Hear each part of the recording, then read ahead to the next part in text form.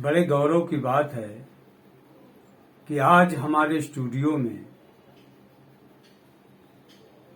आदरणीय श्री यशवंत सिंह जी यादव, जो आपातकाल के दौर में जेल गए, लोकतंत्र की रक्षा के लिए जिन्होंने तमाम लड़ाइयां लड़ी, हमारे स्टूडियो में उपस्थित हैं। हम उनका हृदय से आभार व्यक्त करते हैं। साथ ही साथ कुछ प्रश्न हैं जो हमारे दिल दिमाग में हमेशा कौंधा करते हैं। आज हम आदरणीय यशवंत सिंह जी, लोकतंत्र रक्षक सेनानी जी से ही अपने प्रश्नों के उत्तर पाने की कोशिश करेंगे। तो पहला सवाल आदरणीय नेताजी से हमारा यही है कि वर्तमान समय में और बीते हुए समय में लोकतंत्र की दशा और दिशा में क्या परिवर्तन पाते हैं। आज पहले क्या था, आज क्या है, इसके अंतर को स्पष्ट करने की कृपा करें नेताजी। देखिए बलवीर जी, उस दौर को आप जेल नहीं गए, लेकिन बहुत कुछ उस दौर को, आपातकाल के दौर को बाहर रह के आपने भी देखा है। आपातकाल का वो दौर था जिसकी छोटा कोहरा था। पहले जब सरकार बर्बाद हुई कांग्रेस, सबसे पहले उसने दमन का चक्र गुजरात से चलाया। वहां पर नवनिर्माण आंदोलन शुरू हुआ। इसके बाद फिर छात्रों पर अत्याचार बिहार में हुआ। वहां पर संपूर्ण क्रांति आंदोलन का उदय हुआ। ये सारे आंदोलनों ने उस आपातकाल की स्थिति को पूरी तरह से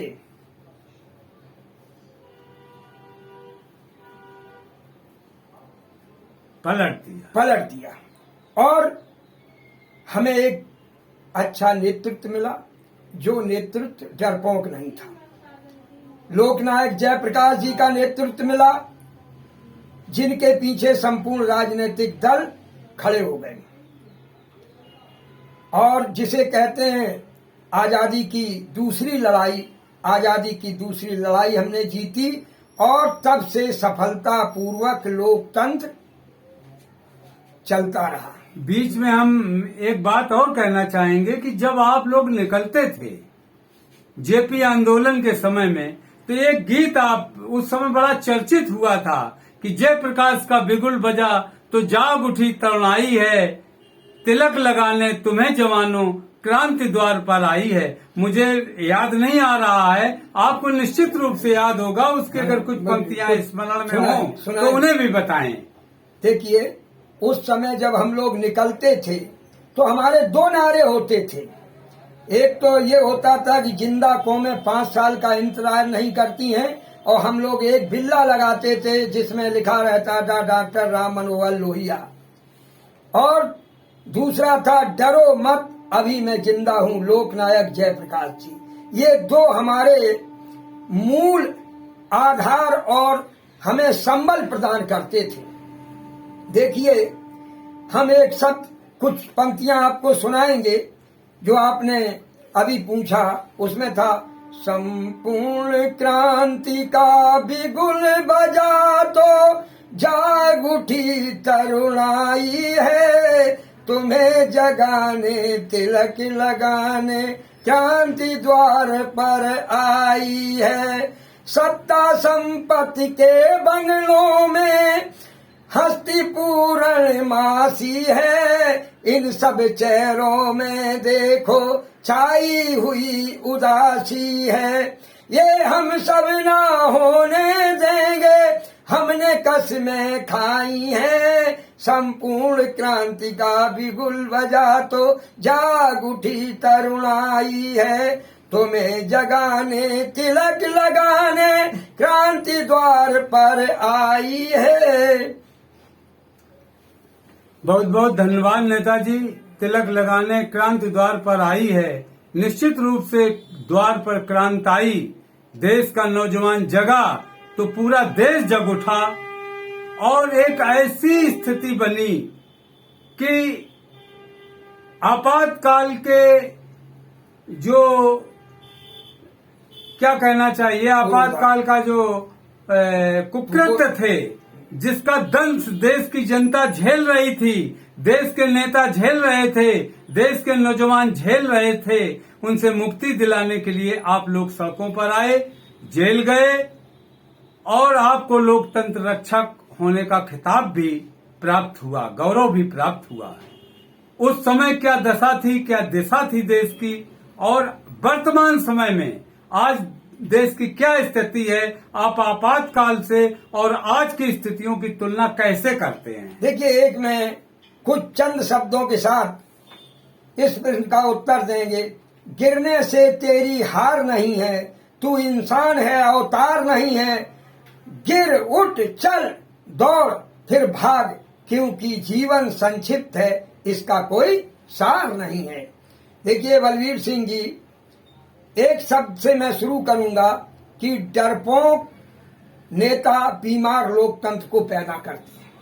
उस समय हमारा जो नेतृत्व था, ऐसे निष्कलंक व्यक्ति के हाथ में था, लोकनायक जयप्रकाश जी, और उनके नेतृत्व पर सबको भरोसा था, उन पर सबको भरोसा था। और ये लड़ाई छात्रों ने, नौजवानों ने लड़ी।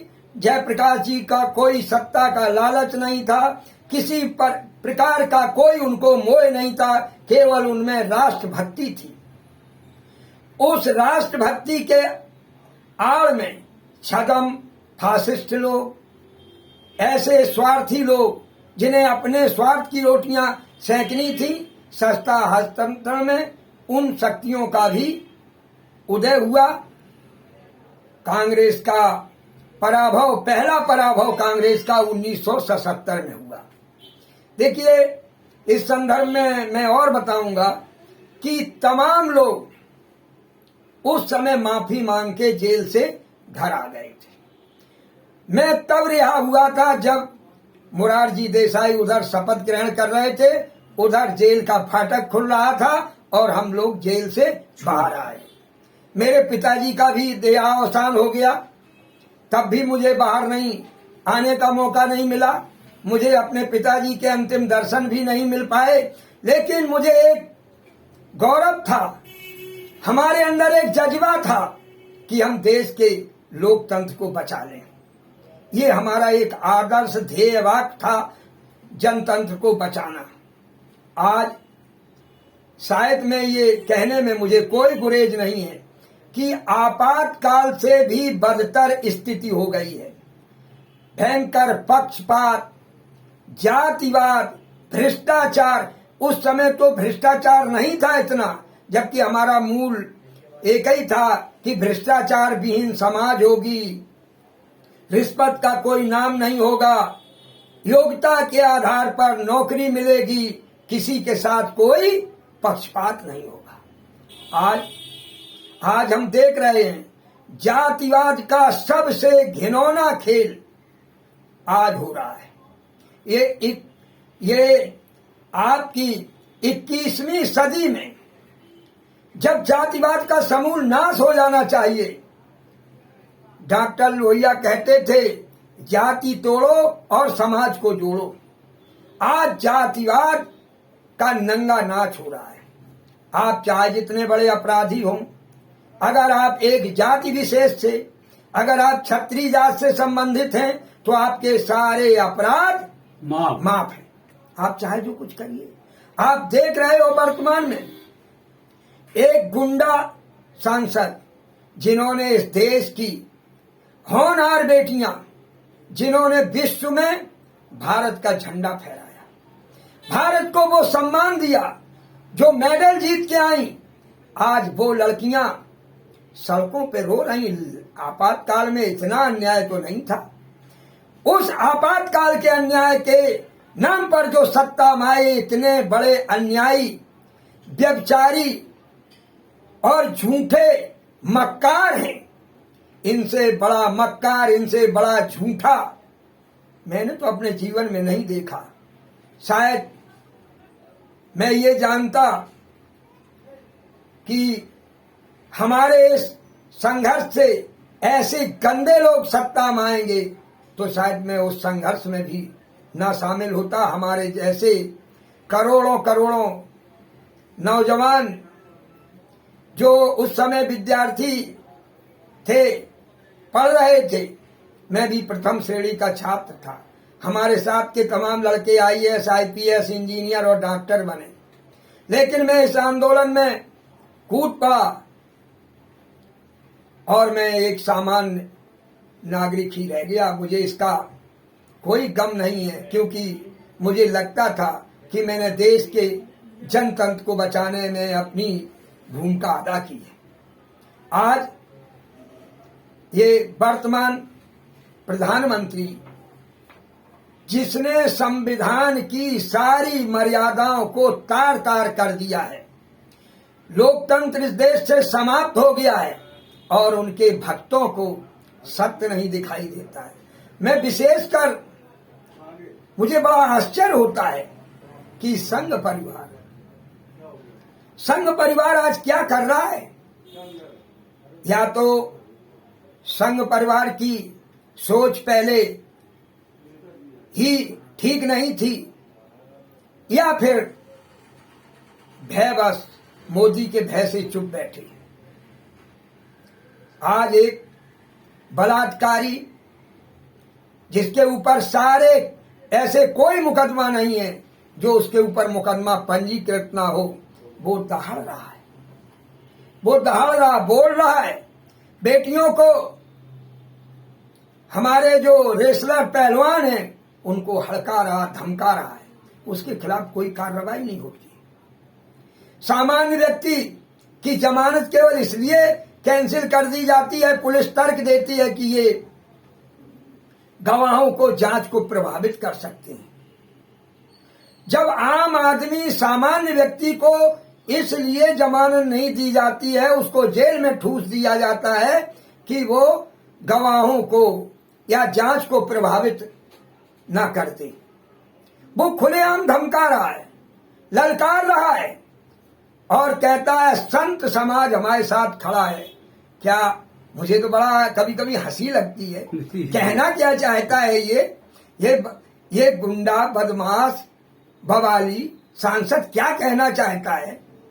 क्या कहना चाहता है कि संत बलात्कारी के साथ खड़े हैं, संत हत्यारे के साथ खड़े हैं? अगर ऐसे लोग जो संत का चोला ओढ़ के ब्रिजभूषण शरण की पक्ष में खड़े होंगे तो मैं उन्हें संत तो नहीं मानूंगा। मैं तो ये मानूंगा कि बलात्कारियों ने संत का चोला ओढ़ रखा है। असली संत कभी भी किसी बलात्कारी, बवाली के पक्ष में नहीं खड़े होंगे। अब तो संतों का पक्ष भी महिलाओं के, उन बेटियों के पक्ष में आने लगा है। अभी बाबा रामदेव जी ने तो खुल करके उसको जेल भेजने की बात कही है और इंसाफ कराने की बात कही है कि इनके साथ इंसाफ किया जाए, उसको जेल में बंद किया जाए। देखिए बलवीर जी, आपने स्वामी रामदेव जी का नाम लिया। स्वामी रामदेव जी का बड़ा योगदान है देश में योग और आयुर्वेद को आगे बढ़ाने में। जब दिल्ली में उनके साथ अन्याय हुआ था तो हम भी उसमें गए थे उनके पक्ष में। यहाँ से कानपुर देहात की धरती से हम अपने नेतृत्व में 100 महिलाएं और 150 पुरुषों के साथ वहां पर धरने में सम्मिलित हुए थे जाके। जब उसी वर्षगांठ दोबारा विरोध में हुआ था जो उनके साथ घटना हुई थी। लेकिन मुझे सबसे बड़ा ये लगता है, मैं भी इस पापी सरकार के आने में मेरा भी योगदान है, क्योंकि इस पापी सरकार को आने में प्रथम चुनाव जो 14 में हुआ था उसमें हमने भी इनके पक्ष में खड़े हुए थे और मदद की थी रामदेव जी और अन्ना हजारे के कहने में। क्योंकि मैं महत्वपूर्ण पदाधिकारी था। जब विपक्ष की तरफ से एक मीटिंग हुई थी दिल्ली में, तो भारत स्वाभिमान की ओर से, पतंजलि की ओर से हमें उसमें शिरकत करने का अवसर मिला था, जहां पर हमारे टिकैत से किसान यूनियन, तमाम सामाजिक संगठनों ने उसमें कांग्रेस की सरकार को ना आए दोबारा, इस पर गहन मंथन हुआ था। अन्ना हजारे और बाबा रामदेव उस समय जन लोकपाल लाने के लिए, काला धन लाने के लिए सबसे बढ़ चढ़ के वादा किए थे, लेकिन सत्ता आने के बाद दुम दुबा के अपने अपने घर में छिप गए। वहीं से मुझे बड़ी गिलानी हुई और भारत स्वाभिमान और पतंजलि से वर्तमान में मैंने नाता भी तोड़ लिया, क्योंकि मैं सत्य के साथ हूं, देश के साथ हूं, लोकतंत्र के साथ हूं। देखिए, देश ने इतने दिन तक जो सफलतापूर्वक बिना हिंसा के सत्ताएं बदली हैं, उसका सबसे बड़ा आधार तो हमारा मजबूत जनतंत्र था। जिस जनतंत्र को लाने के लिए सरदार भगत सिंह, चंद्रशेखर आजाद, जाने कितने लोगों ने अपनी जीवन की कुर्बानियां दी, महात्मा गांधी, जवाहरलाल नेहरू, लाल बहादुर शास्त्री, दादा भाई नौरोजी, तमाम लोगों ने अपने बलिदान किए, तब ये देश स्वतंत्र हुआ। और स्वतंत्र देश में अब एक ठगों का गिरोह सक्रिय हुआ, ये 12-13 से। उस ठगों के गिरोह ने तमाम जो अच्छी विचारधारा के लोग थे, अपने शब्दों के जाल में उनको फंसा के, उनकी मदद लेके सत्ता में बैठे। सत्ता में बैठते ही सबसे पहले ये लोकतंत्र क्यों आज खतरे में आया, उसका सबसे बड़ा कारण है हमारे देश की मीडिया। हमारा जो सूचना का बजट था वो 10 गुना बढ़ा दिया गया, और उस 10 गुना जो बजट बढ़ाया गया उसमें मीडिया को खरीदा गया। विज्ञापन के नाम पर इतना पैसा दिया गया और कहा गया कि तुम झूठ हमारी तारीफ करो, हमारी तारीफ करते रहना। और इस देश के लोगों ने सत्य से आंख मूंद ली और झूठे मीडिया के बहकावे में आए, जिससे आज ये लोकतंत्र की एक दशा हुई। आज तो मैं ये कहने में मुझे कोई गुरेज नहीं है कि आज संविधान नाम की कोई चीज नहीं बची है। लोकतंत्र को पूरी तरीके से नेस्त नाबूद किया जा रहा है।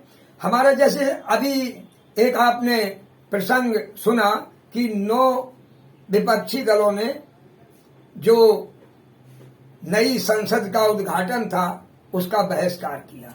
उनका बहिष्कार जायज है।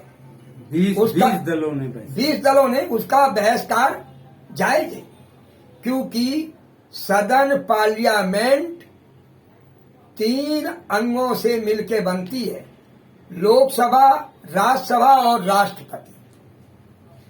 चूंकि आपने बागी जी आप देखते होंगे कि जब सदन बुलाया जाता है तो संयुक्त सदन होता है, जिसमें लोकसभा, राज्यसभा के सभी सांसद, उपराष्ट्रपति, राज्यसभा और लोकसभा के अध्यक्ष, इन सब की संयुक्त अध्यक्षता राष्ट्रपति करते हैं और उसके अभिभाषण होता है संयुक्त सदन में। और उसके अभिभाषण के बाद फिर हमारा सदन 2 भागों में बढ़ जाता है, लोकसभा और राज्यसभा, जहां पर राष्ट्रपति के अभिभाषण पर चर्चा होती है जी। ये आप भी जानते हैं, सभी लोग जानते हैं। जब हमारे नई पार्लियामेंट का उद्घाटन हो संसदीय लोकतंत्र का महापर्व बिना राष्ट्रपति के कैसे हो सकता है? जब उद्घाटन भाषण राष्ट्रपति देता है तो उस नई पार्लियामेंट का उद्घाटन राष्ट्रपति से होना ही चाहिए था। तो ये जहां तक मैं मोदी की बात आती है, और कोई प्रश्न? अच्छा, एक बात ये पूछना चाहेंगे, चूंकि विषय आ गया है, आप खुल करके सच्चाई के पक्ष में वर्तमान सरकार के खिलाफ खुले भाव से सच को उजागर कर रहे हैं, आपको डर नहीं लगता है? देखिए, जो डरा सो मरा। आपातकाल में मुझे रात में 12 बजे गिरफ्तार हुआ, उरई जेल में ले जाया गया, और रात में 12 बजे ही उरई जेल से मुझे रायबरेली जेल भेजा गया। और इसके बाद कुछ दिन बाद 13 महीना में रायबरेली में रहा। इसके बाद फिर रायबरेली से 1 बजे रात में मुझे केंद्रीय जेल बरेली भेजा गया था। तो मेरा कभी डर से संबंध रहा नहीं है। जब तक ये जीवन है, जब तक शरीर में एक भी बूंद है, सत्य के पक्ष में बोलता रहूंगा, और लोकतंत्र की हिफाजत के लिए जो भी कुर्बानी देनी होगी वो कुर्बानी देने के लिए तैयार रहूंगा। हाँ, हमें एक चीज का जरूर बहुत कष्ट होता है, वो प्रश्न है लोकतंत्र रक्षक सेनानियों के आचरण। आज तमाम लोकतंत्र सेनानी कोई विचारधारा को गिरवी रखे हुए है, कोई अपने स्वार्थों को गिरवी रखे हुए है। 20,000 जो लोकतंत्र रक्षक सेनानियों को सम्मान राशि मिलती है, वो तो जेब में डालते हैं, अपने भरण पोषण और अपने परिवार में खर्च करते हैं। लेकिन लोकतंत्र जिंदा रहे, इसके लिए संघर्ष करने के लिए आगे नहीं आते।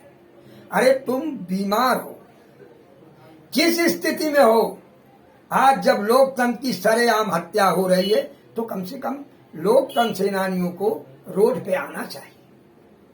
भाई, जब तुम ही नहीं आओगे रोड पर, जब तुम ही नहीं संघर्ष करोगे, तो भावी पीढ़ी से क्या आशा करते हो?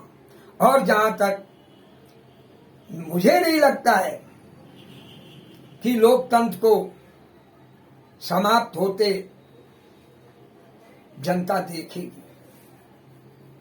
एक बात और आपसे कह करके आज के कार्यक्रम को विराम देना चाहूंगा, क्योंकि काफी समय हो गया, और वो ये मैं पूछना चाहता हूं कि आज देश में देश के नौजवानों के लिए नौकरियां नहीं हैं, सब बेरोजगारी का शिकार हैं, महंगाई की मार, गैस सिलेंडर इतना बढ़ गया है कि गरीब आदमी के बूते की बात ही नहीं रही।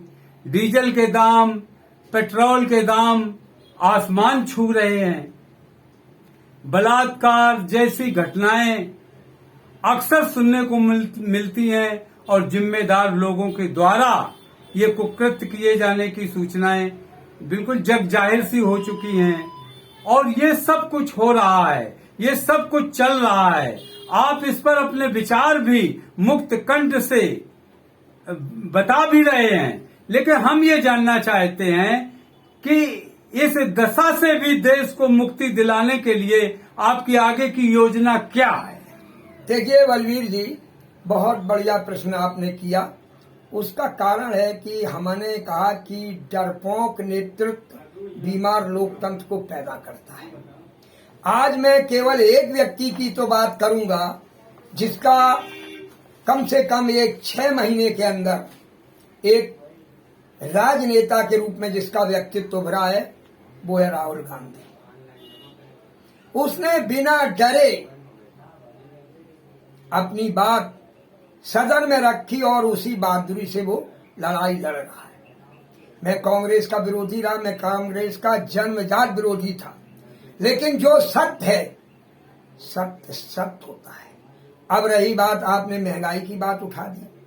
देखिए, जब जनता हर तरह से तबाह हो जाएगी, जब उसके पास केवल ये दिखाई देगा कि हमें रोटी कैसे 2 जून की मिल जाए, तभी आप तानाशाही को स्थापित कर सकते हैं।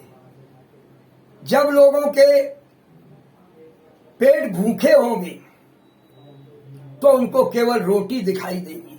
ये सरकार यही चाह रही है कि लोगों को केवल रोटी दिखाई दे, ना शिक्षा के ओर दिखाई दे, ना रोजगार दिखाई दे। आज ये स्थिति पैदा हो गई है कि लोगों को अपने पेट भरने के लिए रोटी दिखाई दे रही है। आपको शायद ये मालूम होगा कि इस देश में 80 करोड़ लोग फ्री का अनाज ले रहे हैं और हमारे तथाकथित राजनेता और भाड़े के चाटुकार मीडिया वो कहती है भारत विश्वगुरु बन रहा है। ऐसा मजाक जिस देश में 80 करोड़ लोग फ्री के अनाज को बैठे हों, वो देश को विश्वगुरु बनाएंगे। विश्वगुरु देश जब ही बनेगा जब पाखंड अंधविश्वासों से निकल जाएगा, अपने श्रम, अपनी बाहुबल, अपनी ताकत से खाएगा, तब देश विश्वगुरु बनेगा। आप देखते हो हमारे देश में सरस्वती की पूजा होती है, लेकिन क्या भारत में एक भी रिसर्च हुई? एक भी रिसर्च कोई भारत में हुई हो तो बताइए। नहीं हुई है ना? कि हुई है? बताओ। कोई सारी अनुसंधान जितने भी हुए सब विदेश में हुए। और हाँ, कुछ रिसर्च हमारे अब्दुल कलाम जो राष्ट्रपति थे उन्होंने की थी, तो वो इस्लाम से संबंधित थे। दूसरी चीज आप देखते हो लक्ष्मी की पूजा होती है। अपने यहाँ शायद सबसे कम धनाढ्य लोग हैं भारत में, और जो तथाकथित धनाढ्य बने हैं वो सत्ता के द्वारा बनाए हुए धनाढ्य हैं। अब ऐसे कई प्रसंग हैं, उन प्रसंगों पर फिर आगे कभी बात होगी। बलवीर जी, आप ये देख लीजिए कि लोकतंत्र भयंकर खतरे में है। इतना खतरा देश में संविधान पर कभी नहीं आया।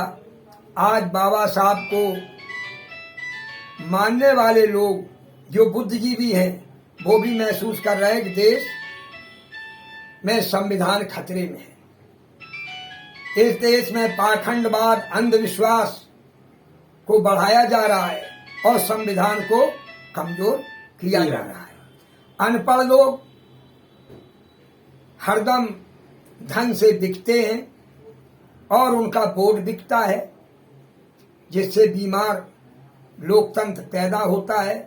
इसी बीमार लोकतंत्र की वजह से आज सत्य के पक्ष में कोई उठ के खड़ा नहीं हो रहा है। अभी एक प्रसंग और आया है कि जो अनिल सिंह, जिसने मोहम्मद आजम खां के खिलाफ मुकदमा पंजीकृत कराया था, उसने कहा कि जिला अधिकारी ने हमारे ऊपर नाजायज दबाव डाल के ये मुकदमा लिखाया।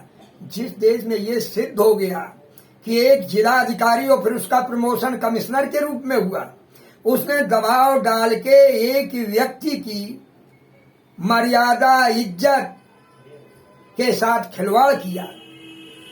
अगर ये आपातकाल के पहले का दौर होता, जयप्रकाश जी जैसे लोग जिंदा होते तो इस मुद्दे पे आंदोलन खड़ा हो जाता है, सरकार को जवाब देते नहीं बनती। लेकिन जैसा कि मैं कह रहा हूं कि डरपोक नेता बीमार लोकतंत्र पैदा करते हैं। इन्हीं शब्दों के साथ बहुत बहुत धन्यवाद बलवीर भाई कि आपने अपने स्टूडियो में बुला के हमें कुछ कहने का मौका दिया, देश की जनता के नाम अपील जारी करने का अवसर दिया। बहुत बहुत धन्यवाद। धन्यवाद भाई यशवंत सिंह जी, लोकतंत्र रक्षक सेनानी जी को हमारा कोट कोट प्रणाम। इन्हीं शब्दों के साथ जय हिंद, जय भारत।